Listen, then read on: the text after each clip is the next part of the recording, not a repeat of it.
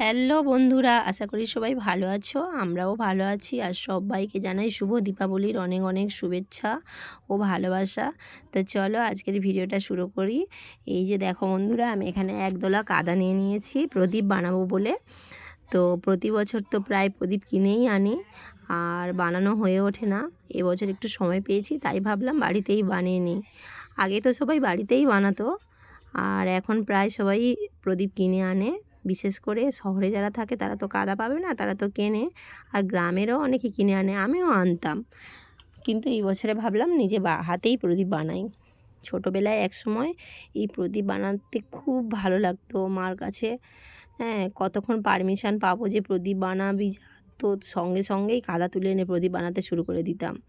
আর গুনে গুনে গুনে গুনে রাখতাম যে কটা প্রদীপ বানালাম। তো যাই হোক, তোমাদের সাথে কথা বলতে বলতে আমি প্রদীপ বানাচ্ছি। এই দেখো, আমার একটা প্রদীপ প্রায় বানানো হয়ে এসছে। বাজারে তো 1 টাকা করে পিস ছিল প্রদীপের আগের বছরে, তো এবছর কত করে জানি না। যাই হোক, টাকা দিয়ে কেনার থেকে নিজে বানানোর মধ্যে একটা কিন্তু সত্যি আনন্দ আছে। তোমরা কে কে বাড়িতে প্রদীপ বানালে আর কে কিনে আনলে অবশ্যই কমেন্ট করে জানাবে। আর এই প্রদীপগুলো সমস্ত বানিয়ে আমি কিন্তু রং করব। দেখো, এই যে একটা প্রদীপ আমার বানানো হয়ে গেছে। এইভাবে একটা একটা করে সমস্ত প্রদীপগুলো আমি বানিয়ে নেব।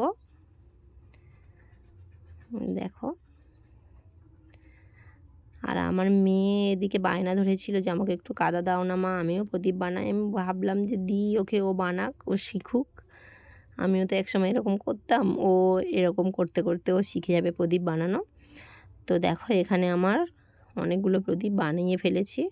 তো এই সমস্ত প্রদীপগুলোকে আমি এবার শুধু লাল রং করব। আমার কাছে লাল রংটাই ছিল। এই লাল রংটা সব প্রদীপগুলোতে করে নেব। সমস্ত প্রদীপগুলোতে লাল রং লাগিয়ে তারপরে শুকনো করতে দেব।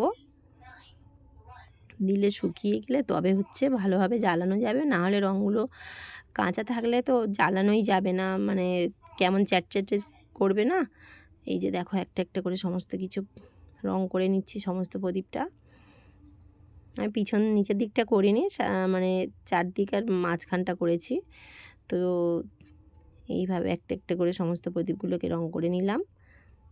এই যে এখানে আমার রং করা প্রায় সমস্ত প্রদীপে রং করা কমপ্লিট হয়ে গেছে। তো এগুলো শুকনো হবে, তারপরে এগুলো রাত্রে জ্বালাবো। তো সবাইকে আবারও শুভ দীপাবলির অনেক অনেক শুভেচ্ছা ও ভালোবাসা জানালাম। সবাই দীপাবলিতে খুব ভালো থেকো, আনন্দ করো।